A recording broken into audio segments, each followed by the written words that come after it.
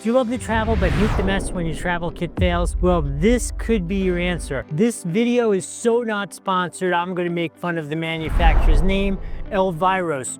ELVIROS, like Elvira, but like with a Spanish spin on it or something. Really stupid. Dumbest name ever, possibly, but not the dumbest bag. So check this out. This is a good convenient size. I wouldn't call it horribly large. You want someplace to put your shaver, do your deodorant, your shampoo, toothpaste, all that kind of stuff in a water-resistant container so that if something spills, it doesn't get all over your clothes.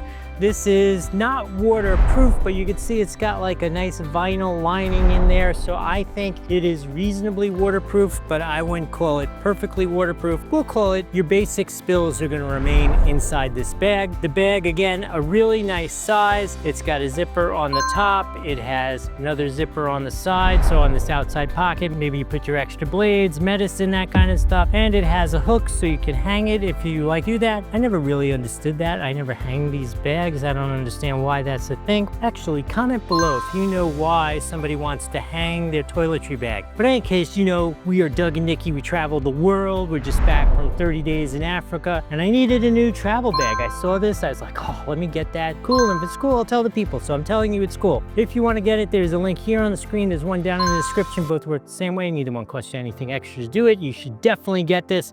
Make sure you hit that hype feature here on YouTube. And again, I asked you in the comments, please comment why somebody needs to do this. I hope this was helpful. I'll see you in the next video.